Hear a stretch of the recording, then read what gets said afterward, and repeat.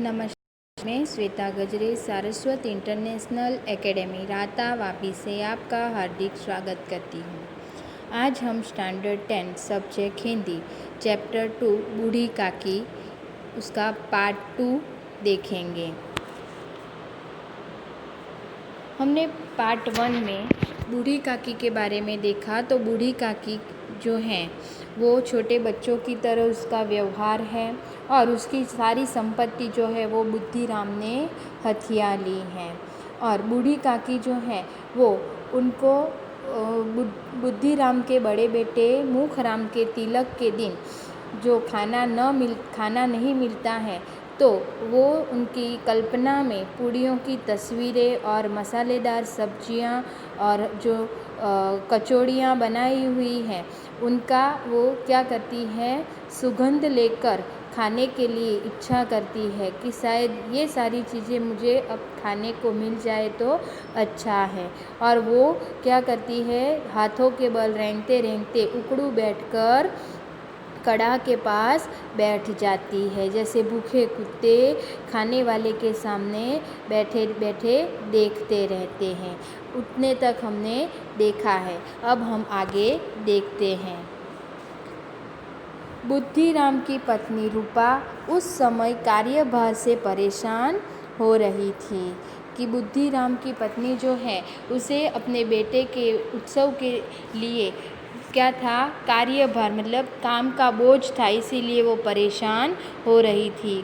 कभी इस कमरे में जाती तो कभी उस कमरे में, कभी कड़ाह के पास आती तो कभी भंडार में जाती थी।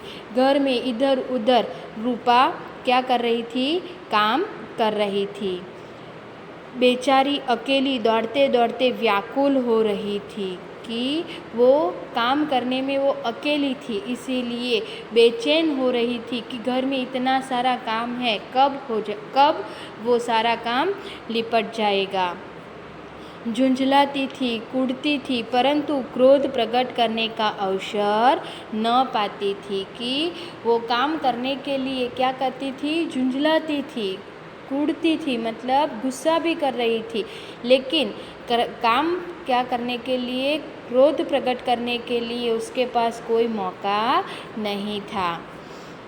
इस अवस्था में उसने बूढ़ी काकी को कड़ाह के पास बैठे देख तो जल उठी कि जब बूढ़ी काकी को ऐसी स्थिति में आकर कड़ाह के पास बैठे हुए देखा तो उसका गुस्सा वो रोक नहीं पाई, क्रोध न रुक सका। जिस प्रकार मेंढक केंचुए पर झपटता है उसी प्रकार वह बूढ़ी काकी पर झपटी कि जैसे मेंढक जो है वो केंचुए, मतलब केंचुए का अर्थ है करचला, जो मेंढक है वो करचले पे झपटा मारता है, वैसे ही बूढ़ी काकी के ऊपर उसने झपटा मारा और उन्हें दोनों हाथों से झटक कर बोली, ऐसे पेट में आग लगे, पेट है या भाड़? क्या बोला कि ऐसे कैसे तुझे भूख लग गई है, तेरा पेट है या कोई बड़ा सा भाड़ है? भाड़ मतलब बर्तन है। कोठरी में बैठी हुई क्या दम घुटता था? बूढ़ी रूपा क्या कहती है बूढ़ी काकी से कि तुझे कोठरी में बैठे बैठे क्या दम घुट रहा था? अभी मेहमानों ने नहीं खाया, भगवान को भोग नहीं लगा, तब तक धैर्य न हो सका? रूपा क्या कहती है कि अभी तक तो भगवान को भी मैंने भोजन नैवेद्य नहीं रखा है, मेहमानों ने भी खाना नहीं खाया है, तो तुझे अभी तक तुझे धीरज नहीं हुआ? धैर्य मतलब धीरज नहीं हुई। आगे बूढ़ी काकी ने सिर उठाया, न रोई न बोली, चुपचाप रेंगती हुई अपनी कोठरी में चली गई कि बूढ़ी काकी ने अपने क्या किया, सिर उठाकर न रोई न कुछ बोली, चुपचाप वहाँ से धीरे धीरे अपने कोठरी की ओर चली गई। भोजन तैयार हो गया, आंगन में पतले पड़ गई, मेहमान खाने लगे कि आंगन में सब लोगों को बिठाया गया और सबको पतले दी गई, खाने के लिए सारी व्यवस्थाएं हो गई हैं। आगे बूढ़ी काकी अपनी कोठरी में जाकर पश्चाताप कर रही थी कि मैं कहाँ चली गई, उन्हें रूपा पर क्रोध नहीं था, अपनी जल्दबाजी पर दुख था कि बूढ़ी काकी को अपने जल्दबाजी के ऊपर दुख हो रहा था कि रूपा ने उन्हें डांटा। उस बात का उन्हें कोई दुख नहीं था, लेकिन उन्हें अपनी जल्दबाजी मतलब खाने के लिए जो उन्होंने जल्दबाजी बताई है उस पे उन्हें दुख हो रहा था। सच ही तो है, जब तक मेहमान लोग भोजन न कर लेंगे घर वाले कैसे खाएंगे। कि बूढ़ी काकी क्या सोच रही है कि हाँ, रूपा ने जो बोला वो तो सही है कि अभी तक मेहमान ने कुछ खाना नहीं खाया, उसके पहले घर वाले कैसे खाना खा सकते हैं। मुझे इतनी देर भी न रहा गया, अब जब तक कोई बुलाने न आएगा न जाऊंगी। बूढ़ी काकी ने क्या तय कर लिया कि अब मुझे कोई खाने के लिए बुलाने न आए तब तक मैं वहाँ जाने वाली नहीं हूँ।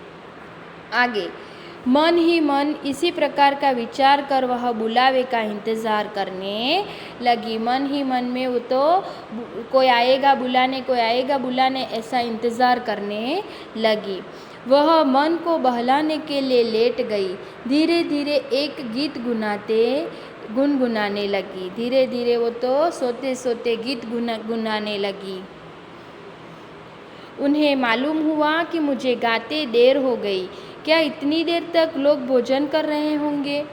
क्या हुआ, गीत गाते गाते उसका समय बीत गया और उतने में वापस से उसे खाना याद आया। तो वो क्या सोच रही है, क्या इतनी देर तक लोग खाना खा रहे होंगे। किसी की आवाज़ नहीं सुनाई देती, अवश्य ही लोग खा पी कर चले गए। मुझे कोई बुलाने नहीं आया। रूपा चिढ़ गई है, क्या जाने न बुलाए। क्या कहा उन्होंने कि शायद रूपा तो मेरे ऊपर गुस्सा है, इसीलिए शायद मुझे न भी आए बुलाने। बूढ़ी काकी चलने के लिए तैयार हुई। यह विश्वास है कि 1 मिनट में पूड़ियाँ और मसालेदार सब्जियाँ सामने आएंगी। कि वो तो खाने के लिए जाने वाली थी और तभी उसके मन में वापस से ख्याल आया कि मैं तुरंत जाकर वहाँ मसालेदार सब्जियाँ और जो पूड़ियाँ हैं वो मेरे पास आ जाएगी। बूढ़ी काकी चलने के लिए तैयार हुई। फिर यह विश्वास है कि 1 मिनट में पूड़ियाँ और मसालेदार सब्जियाँ सामने आएंगी। उनकी स्वादेंद्रियाँ गुदगुदाने लगी कि उनके अंदर जो स्वादेंद्रियाँ थी वो स्वादेंद्रियाँ एकदम से अच्छा खाना खाने के लिए तैयार हो गई। उन्होंने मन में तरह तरह के मसूमे बांधे कि उन्होंने मन में तरह तरह की इच्छाएं बांध ली कि मैं ये खाऊंगी, वो खाऊंगी, इसके साथ ये खाऊंगी, वो खाऊंगी। ऐसे करके उन्होंने मन में ही तय कर लिया कि मैं वहाँ जाकर क्या क्या खाना खाने वाली हूँ। पहले सब्जी से पूड़ियाँ खाऊंगी, फिर दही और शक्कर से कचौड़ियाँ रायते के साथ मज़ेदार मालूम होंगी। चाहे कोई बुरा माने चाहे भला, मैं तो मांग मांग कर खाऊंगी। यही ना लोग कहेंगे कि इन्हें विचार नहीं। कहा करे, इतने दिन के बाद पूड़ियाँ मिल रही हैं तो मुँह जूठा करके थोड़ी ही उठ जाऊंगी। बूढ़ी काकी ने क्या कहा कि मुझे इतने दिन के बाद ये इतना अच्छा खाना मिलने वाला है तो मैं तो पूड़ियाँ खाऊंगी, दही और शक्कर के साथ कचौड़ियाँ खाऊंगी, रायते के साथ वो तो मज़ेदार मालूम होंगी। और फिर क्या कह रही है कि मैं तो खाना मांग मांग कर खाऊंगी। यही तो कहेंगे ना लोग कि क्या कहना है तो कहने दे कि पूड़ियाँ मिल रही है तो क्या मुँह जूठा करके थोड़ी ही उठ जाऊंगी। आगे वह उकड़ू बैठकर हाथों के बल सरकती हुई आंगन में आई। परंतु हाय दुर्भाग्य, मेहमान मंडली अभी बैठी हुई थी। कोई खाकर उंगलियां चाटता था तो कोई तिरछे नेत्रों से देखता था कि और लोग अभी खा रहे हैं या नहीं। कि वो तो बूढ़ी काकी जो है वो उकड़ू बैठकर हाथों के बल सरकती हुई आंगन में आ पहुंची। लेकिन दुर्भाग्य है कि मेहमान अभी तक वहाँ बैठे हुए हैं और वो बैठे बैठे उंगलियां चाट रहे हैं और एक दूसरे को तिरछी नज़र से देख रहे हैं कि अभी तक दूसरा कौन खाना खा रहा है। इतने में बूढ़ी काकी रेंगती हुई उनके बीच में जा पहुंची। उतने में तो बूढ़ी काकी उन मेहमानों के बीच जा पहुंची। आगे पंडित बुद्धिराम काकी को देखते ही क्रोध से तिल मिला गए। कि पंडित बुद्धिराम अचानक से काकी को वहाँ देखकर क्या हो गए, तिल मिला गए, मतलब गुस्सा हो गए। लपक कर उन्होंने काकी के दोनों हाथ पकड़े और घसीटते हुए लाकर उन्हें अंधेरी कोठरी में धम से पटक दिया। कि जैसे ही उन्होंने काकी को देखा तो काकी के दोनों हाथ पकड़े और वहाँ से घसीटते हुए अपनी कोठरी की ओर लाए और धम से जोर से उसे कोठरी में पटक दिया। आगे, मेहमानों ने भोजन किया, घर वालों ने भोजन किया, बाजे वाले धोबी नाऊ भी भोजन कर चुके, परंतु बूढ़ी काकी को किसी ने पूछा नहीं। बुद्धिराम और रूपा दोनों ही बूढ़ी काकी को उनकी निर्लज्जता के लिए दंड देने का निश्चय कर चुके थे। कि बूढ़ी काकी को रूपा और बुद्धिराम दोनों गुस्सा थे कि वो बिना बुलाए खाने के लिए आ गई थी, इसीलिए उन्हें दोनों को सजा देने के लिए वो तैयार थे। आगे, उनके बुढ़ापे पर दीनता पर किसी को करुणा न आई। कि घर के लोगों को बूढ़ी काकी के बुढ़ापे पे किसी को दया नहीं आई। दीनता मतलब दया। आगे, अकेली लाडली उनके लिए परेशान हो रही थी। कि सिर्फ बुद्धिराम की जो लड़की थी, जो बूढ़ी काकी की लाडली थी, उससे ही एक चिंता हो रही थी कि अभी तक बूढ़ी काकी ने खाना नहीं खाया है। आगे, लाडली को काकी से अत्यंत प्रेम था। वह झुंझला रही थी कि वे लोग काकी को बहुत सी पूड़ियाँ क्यों नहीं दे देते। कि वो मन ही मन में सोच रही थी कि हमारे घर वाले जो है वो बूढ़ी काकी को बहुत सारी पूड़ियाँ खाने के लिए क्यों नहीं दे रहे हैं। क्या मेहमान सबकी सब खा जाएंगे? और यदि काकी ने मेहमानों के पहले खा लिया तो क्या बिगड़ जाएगा। वह काकी के पास जाकर उन्हें धैर्य देना चाहती थी। कि वो काकी के पास बैठकर उसे धीरज से समझाना चाहती थी कि काकी चिंता मत करो, मेहमान लोग खाएंगे उसके बाद तुझे खाना मिलेगा। परंतु माँ के डर से न जाती थी। परंतु जो लाडली थी उसे अपने माँ का डर था, इसीलिए वो काकी के पास न गई। उसने अपने हिस्से की पूड़ियाँ बिल्कुल न खाई थी। कि रूपा जो लाडली थी उसे जितनी भी पूड़ियाँ मिली थी खाने के लिए, वो सारी पूड़ियाँ उन्हें काकी के लिए बचा कर रखी थी। उन पूड़ियों को काकी के पास ले जाना चाहती थी। उसका हृदय अधीर हो रहा था। उसका हृदय अधीर हो रहा था। अधीर होना मतलब कि वो एकदम से उतावली हो रही थी कि कब जाकर मैं काकी को ये सारी पूड़ियाँ दे आऊँ। आगे, बूढ़ी काकी मेरी बात सुनते ही उठ जाएगी, पूड़ियाँ देखकर कैसी प्रसन्न होगी, मुझे खूब प्यार करेंगी।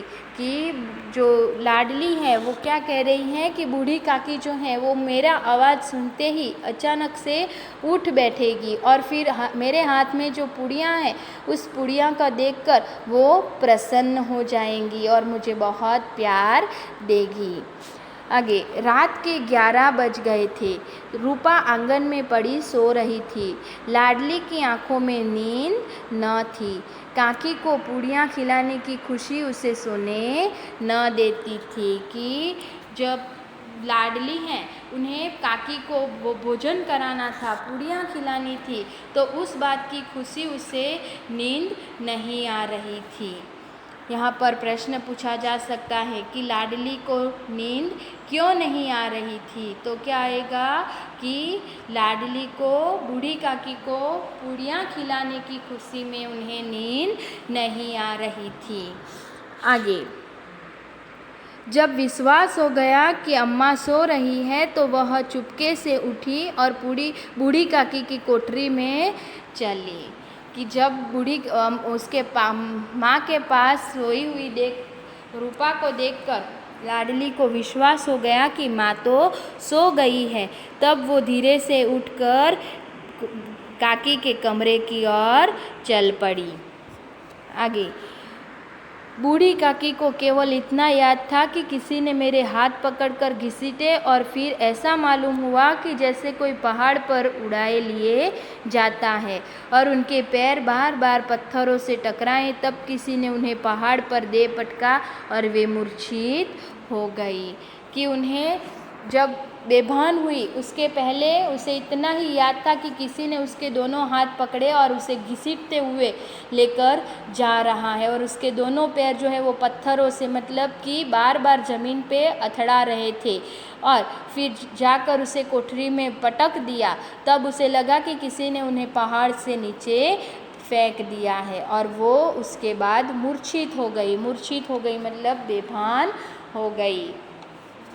आगे, जब वे सचेत हुई तो किसी की जरा भी आहट न मिली थी। कि जब उन्हें भान आया मतलब बेहोश स्थिति में से वापस से वो जागृत अवस्था में आई तब उन्हें देखा तो वहाँ पर किसी का आवाज़ नहीं आ रहा था। उन्होंने समझा कि सब लोग खा पीकर सो गए हैं। यह विचार कर काकी निराशामय संतोष के साथ लेट गई। कि अब उन्होंने सोच लिया कि अब मुझे खाना मिलने वाला नहीं है, इसीलिए वो वापस निराश होकर संतोष के साथ लेट गई। ग्लानि से गला भर आता था परंतु मेहमानों के डर से रोती न थी। कि उन्हें दुख तो हो रहा था कि किसी ने मुझे खाना नहीं दिया और रोना भी चाहती थी लेकिन वो रो नहीं पाती थी। क्यों? क्योंकि मेहमान के डर से, मेहमान थे और थोड़े बहुत मेहमान उनके घर में रुके हुए थे, उनके डर से वो काकी रो भी नहीं पाई। सहसा उनके कानों में आवाज़ आई, काकी उठो, मैं पुड़िया लाई हूँ। अचानक से, सहसा मतलब अचानक से काकी के कानों में आवाज़ सुनाई दी कि काकी उठो, मैं पुड़िया लाई हूँ। काकी ने लाडली की बोली पहचानी, चटपट उठ बैठी, दोनों हाथ से लाडली को टटोला और उसे गोद में बिठा लिया।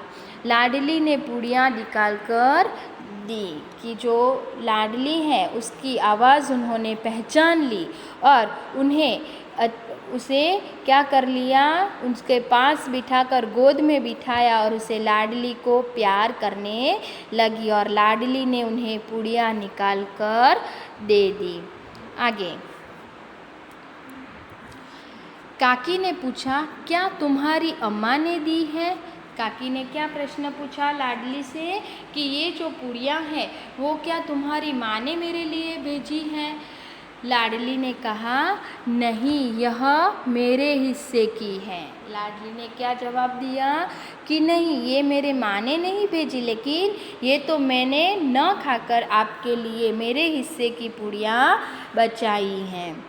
आगे, काकी पूड़ियों पर टूट पड़ी। 5 मिनट में पिटारी खाली हो गई। मतलब जो प्लेट में वो लेकर गई थी वो प्लेट उसकी 5 मिनट में सारी पुड़िया खाकर ख़त्म हो गई। लाडली ने पूछा, काकी पेट भर गया? लाडली ने काकी से क्या प्रश्न किया कि आपका पेट तो भर गया ना? जैसे थोड़ी सी वर्षा ठंडक के स्थान पर गर्मी पैदा कर देती है, उसी तरह इन थोड़ी पुड़ियों ने काकी की क्षुधा और इच्छा को और उत्तेजित कर दिया था। कि जैसे ही थोड़ी ही वर्षा आने पर जैसे ज़मीन में ठंडक आ जाती है, उसी तरह ये थोड़ी सी पुड़ियाँ खाकर काकी की जो क्षुधा मतलब भूख, वो और इनकी इच्छा को ज़्यादा उत्तेजित कर दिया था। बोली, नहीं बेटी, जाकर अम्मा से और मांग लाओ। कि नहीं, अभी तक मेरी भूख गई नहीं है, तेरे अम्मा के पास जा और दूसरी पुड़ियाँ ले आओ। आगे, लाडली ने कहा, अम्मा सो गई है, जाऊंगी तो मारेंगी। क्या कहा लाडली ने कि अम्मा जो है वो तो सो रही है और अब जाकर मैं उनसे मांगूंगी तो वो मुझसे क्या करेगी, मुझे डांटेगी, मारेंगी।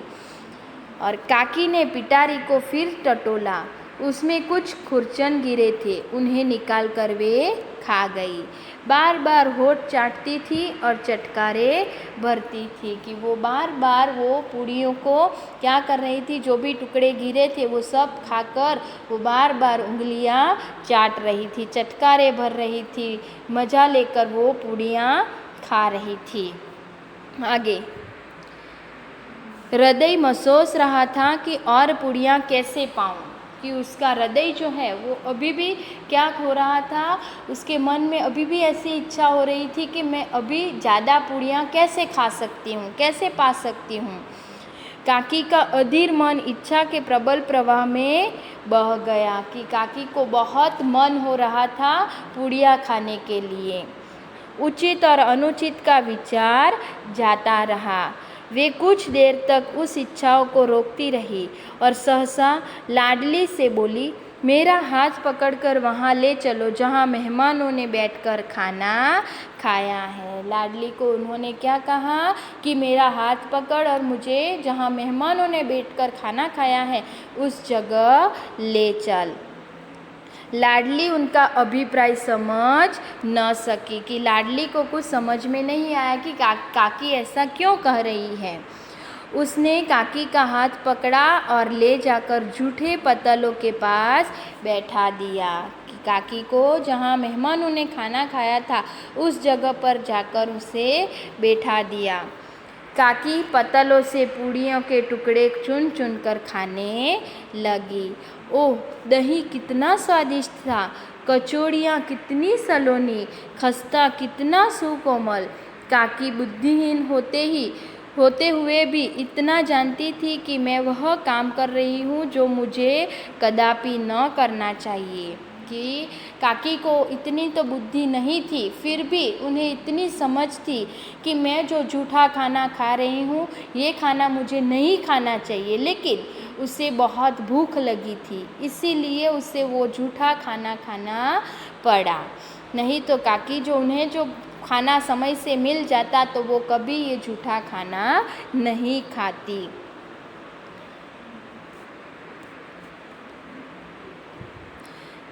मैं दूसरों की जूठी पत्तल चाट रही हूँ, परंतु बुढ़ापा तृष्णा रोग का अंतिम समय है, जब संपूर्ण इच्छाएं एक ही केंद्र पर आ लगती हैं। तो बूढ़ी काकी में यह केंद्र उनकी स्वादेंद्रियाँ थी, कि बूढ़ी काकी को पता था कि वो जूठी पत्तलों से खाना खा रही है, और जो बुढ़ापा है वो तो तृष्णा रोग का अंतिम समय है, कि बुढ़ापे में तो ऐसे भी बूढ़े लोगों को ज़्यादा भूख लगती है, वो छोटे बच्चों की तरह उनका व्यवहार हो जाता है, और जब संपूर्ण इच्छाएं एक ही केंद्र में आ जाती है, वैसे ही बूढ़ी काकी की भी एक ही केंद्र में थी। कौन सी? तो स्वादेंद्रिय। बूढ़ी काकी का केंद्र कौन सा था? स्वादेंद्रिय। सिर्फ उन्हें खाना ही चाहिए था, उन्हें दूसरा कोई चीज़ उन्हें नहीं चाहिए थी, सिर्फ उसे बूढ़ी काकी को खाना चाहिए होता था। इसीलिए बूढ़ी काकी ने कहा कि मेरी एक ही इंद्रिय काम कर रही है, जो है स्वादेंद्रिय। आगे, ठीक उसी समय रूपा की आंखें खुली। उसे मालूम हुआ कि लाडली मेरे पास नहीं है। चौंकी, चारपाई के इधर उधर देखने लगी कि कहीं नीचे तो नहीं गिर गई। उसे यहाँ न पाकर वह ठठी तो क्या देखती है कि लाडली जूठे पत्तलों के पास चुपचाप खड़ी है, कि जब रूपा अपने बेटी को अपने पास न देखती है तब वो एकदम से चौंक जाती है और उठ कर देखती है तो लाडली कहाँ बैठी होती है? बूढ़ी काकी को लेकर जूठे पत्तलों के पास, और बूढ़ी काकी पत्तलों पर से पूड़ियों के टुकड़े उठा उठा कर खा रही हैं। आगे, रूपा का हृदय सन्न हो गया, कि रूपा एकदम से निस्तब्ध हो गई। सन्न हो जाना मतलब स्तब्ध हो जाना, कि ये दृश्य देखकर रूपा एकदम से स्तब्ध हो गई। यह वह दृश्य था जिसे देखकर देखने वालों के हृदय कांप उठते हैं। ऐसा प्रतीत होता मानो जमीन रुक गई, आसमान चक्कर खा रहा है और संसार पर कोई विपत्ति आने वाली है। रूपा को क्रोध न आया। शौक के सम्मुख क्रोध कहाँ, करुणा और भय से उसकी आंखें भर आई। कि रूपा को तो उसके इस गलती पर क्या होने लगा, अफसोस होने लगा, और उसे वहाँ पर उसे ये दृश्य देखकर उसकी आंखों में से आंसू आ गए। इस अधर्म के पाप का भागी कौन है? उसने सच्चे हृदय से गगन मंडल की और हाथ उठाकर कहा, परमात्मा मेरे बच्चों पर दया करो, इस अधर्म का दंड मुझे मत दो, नहीं तो मेरा सत्यानाश हो जाएगा।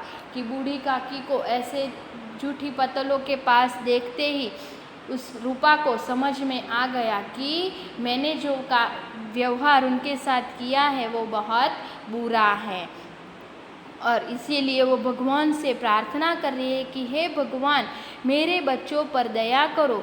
इस अधर्म का मतलब उन्होंने जो अधर्म बूढ़ी काकी के साथ किया है उसकी सज़ा उन्हें मत दो, नहीं तो मेरा क्या हो जाएगा, सत्यानाश हो जाएगा।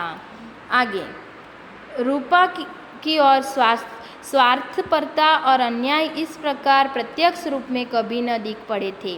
वह सोचने लगी, हाय कितनी निर्दयी हूँ, जिसकी संपत्ति से मुझे 200 रुपये वार्षिक आय हो रही है, उसकी यह दुर्गति।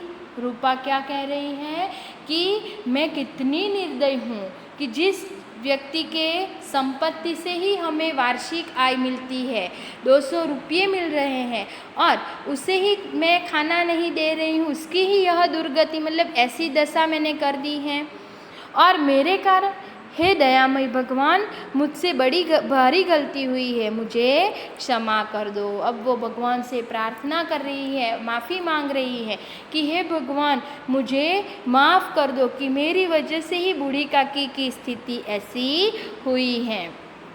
आगे रूपा ने दिया जलाया, अपने भंडार का द्वार खोला और एक थाली में सारा भोजन सजा कर लिए हुए बूढ़ी काकी की ओर चली। कि रूपा ने उसके भंडार में जाकर एक थाली ली और थाली में सारा भोजन सजाकर वो सारी पूरी थाली लेकर बूढ़ी काकी की ओर चल पड़ी, और उसने कंठा विरुद्ध स्वर में कहा, काकी उठो भोजन कर लो, मुझसे आज बड़ी भूल हुई, उसका बुरा न मानना, परमात्मा से प्रार्थना कर दो कि वे मेरा अपराध क्षमा कर दे। कि बूढ़ी काकी को वो क्या कह रही है रूपा कि काकी उठो, कंठा विरुद्ध मतलब उसके आवाज़ में क्या है, उससे वो माफ़ी मांग रही है, वो कह रही है कि काकी उठो भोजन कर लो, और भगवान से क्या प्रार्थना करो कि हमें क्षमा कर दे, हमें माफ़ कर दे। आगे भोले भाले बच्चों की भांति जो मिठाइयाँ पाकर और तिरस्कार सब भूल जाता है, बूढ़ी काकी सब भूलकर बैठी हुई और खाना खा रही थी। जैसे बच्चे जो हैं उन्हें क्या करते हैं, डांटते हैं, फिर डांटने पर उन्हें चॉकलेट दी जाती है तो वो सब डांटा हुआ मारा हुआ जो भी है वो सब भूल जाते हैं। उसी प्रकार बूढ़ी काकी भी क्या हो गई, उसे खाना मिलने पर रूपा ने और बुद्धिराम ने जो उसके साथ व्यवहार किया है वो सब व्यवहार उन्हें दिमाग से निकाल दिया, और फिर वो क्या हो गई, खाना खाने बैठ गई। उनके एक एक रोए से सच्ची सदिच्छाएँ निकल रही थी। कि वो जैसे ही एक एक घास एक एक टुकड़ा जैसे वो खा रही थी, वो सारी टुकड़े से उसकी सदिच्छाएँ, उनके लिए सारी सारी इच्छाएँ ही निकल रही थी, और रूपा बैठी इस स्वर्गीय दृश्य का आनंद लेने में निमग्न थी। कि रूपा शांति से उसके पास बैठ गई और उसे ये पूरा दृश्य देखने में निमग्न हो गई, मतलब से वो एकदम तल्लीन होकर काकी को देख रही हैं। तो बच्चों समझ में आया कि बूढ़ी काकी की स्थिति कैसी हो गई थी, कि बुद्धिराम और रूपा जो हैं वो उन्हें उनकी ही संपत्ति लेने के बाद भी समय से खाना न देते थे, और फिर अंत में रूपा को पश्चाताप होता है और वो बूढ़ी काकी से क्षमा मांगती है, माफ़ी मांगती है और उन्हें पेट भर के खाना देती है। समझ में आया बच्चों? अब हम जितने भी मैंने आपको यहाँ पर शब्दार्थ बताए हैं वो और यहाँ जो दिए हैं वो सारे शब्दार्थ आपके नोटबुक में लिखने हैं। आगे ये जो प्रश्न 1 है वो है MCQ, वो भी आपकी नोटबुक में लिखने हैं। प्रश्न 1 जो है वो बूढ़ी काकी के भतीजे का क्या नाम था? तो उनका नाम था पंडित बुद्धिराम। सेकंड, रूपा किसकी पत्नी थी? तो रूपा पंडित बुद्धिराम की पत्नी थी। थर्ड, किसने अपने हिस्से की पुड़िया काकी के लिए बचा कर रखी थी? तो उसका आंसर आएगा लाडली। आगे, बूढ़ी काकी को पतलों पर से झूठी पूड़ी के टुकड़े खाता देखकर कौन सन्न रह गया? तो आंसर आएगा रूपा। आगे, ये जो एक एक वाक्य के प्रश्न हैं वो हमने जो पार्ट 1 में वीडियो में हमने दूसरे प्रश्न भी लिखे हैं, उसके साथ ही ये सारे प्रश्न भी लिखने हैं। यहाँ पर पहला प्रश्न है, किस खुशी में लाडली को नींद नहीं आ रही थी? तो उसका जवाब क्या आएगा कि बूढ़ी काकी को पूड़ियाँ खिलाने की खुशी में लाडली को नींद नहीं आ रही थी। आगे, बुढ़ापे में बूढ़ी काकी की समस्त इच्छाओं का केंद्र कौन सी इंद्रिय थी? तो बुढ़ापे में बूढ़ी काकी की समस्त इच्छाओं का केंद्र स्वादेंद्रिय थी। आगे, थर्ड प्रश्न जो है वो 2-3 वाक्य में उत्तर लिखिए। उसका पहला प्रश्न है, थाली में भोजन सजाकर बूढ़ी काकी को खिलाते समय रूपा ने क्या कहा? तो उसका जवाब क्या आएगा कि वो लास्ट हमने पैराग्राफ में देखा है कि वो बूढ़ी काकी को झूठी पतलों से पूड़ियाँ के टुकड़े खाते देख रूपा को बहुत क्या हुआ? ग्लानि हुई और उसने थाली में भोजन सजाकर बूढ़ी काकी के सामने जाकर रख दिया और कहा, काकी उठो, भोजन कर लो, मुझसे आज बड़ी भूल हुई है, उसका बुरा न मानना, परमात्मा से प्रार्थना कर दो कि वे मेरा अपराध क्षमा कर दे। आगे, चौथा प्रश्न जो है वो 4-5 वाक्य के प्रश्न है। उसमें पहला प्रश्न, क्या देखकर रूपा का पश्चाताप हुआ, क्यों? तो उसका जवाब क्या आएगा कि जब रूपा के बड़े लड़के का जब तिलक था तब मेहमान और अन्य लोग पूड़ियाँ, कचौड़ियाँ, मसालेदार सब्जियाँ उनको पिरोसी गई थी और सब खा पीकर सो गए, पर बूढ़ी काकी को खाने के लिए किसी ने पूछा नहीं। और रात को रूपा की नींद खुली तो उसने जो दृश्य देखा उसका हृदय सन्न रह गया और भूख से व्याकुल बूढ़ी काकी झूठे पतलों से चुन चुनकर पूड़ियों के टुकड़े खा रही थी। यह देखकर उसने अपनी भूल पर बहुत पश्चाताप किया और उसने सोचा कि संपत्ति में से उसे 200 रुपये वार्षिक आय मिल रही है तो उसके साथ उसने यह कैसा बर्ताव किया। तब उन्हें रूपा को पश्चाताप हुआ। आगे, रूपा और बुद्धिराम ने बूढ़ी काकी के प्रति कब अमानुषिक व्यवहार किया और क्यों? तो जब बुद्धिराम और रूपा जो हैं उनके बड़े बेटे का तिलक था और उस दिन पूड़ियाँ, कचौड़ियाँ, मसालेदार सब्जियाँ पक रही थी, घी की और मसालों की सुगंध चारों ओर फैली हुई थी और ये सुगंध बूढ़ी काकी को क्या कर रही थी? बेचैन कर रही थी। और फिर उस सुगंध की वजह से बूढ़ी काकी रेंगते रेंगते कढ़ा के पास जाकर बैठ गई और उसे कढ़ा के पास बैठी हुई रूपा ने देख लिया तो रूपा उसके सामने आग बबूला मतलब कि क्रोधित हो गई और उसने काकी को दोनों हाथ से झटक कर उन्हें बहुत जलील किया। और इसके बाद एक बार फिर बूढ़ी काकी को भोजन की आशा में सरकती हुई आंगन में आई। तब मेहमान भोजन कर रहे थे और बुद्धिराम ने गुस्से में आकर उन्हें जोर से दोनों हाथ पकड़े और घसीटते हुए कोठरी में जाकर पटक दिया।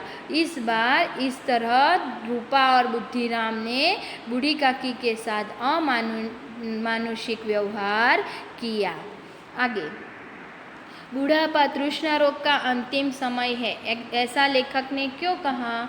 तो मनुष्य की तरह तरह की जो कामनाएं होती हैं वो बचपन, किशोरावस्था, युवावस्था, प्रौढ़ावस्था तक मनुष्य को जल्द से जल्द कामनाओं की पूर्ति की चिंता नहीं होती जितनी वृद्धावस्था में होती है, क्योंकि वृद्धावस्था में मनुष्य के जीवन के गिने चुने वर्ष ही बचे रहते हैं और वह जीवन के बचे खुचे वर्षों में अपनी कामनाओं को पूरा करने की हर हालत में कोशिश करता है और इसके लिए उसे बुरे भले मान अपमान की परवाह नहीं होती है।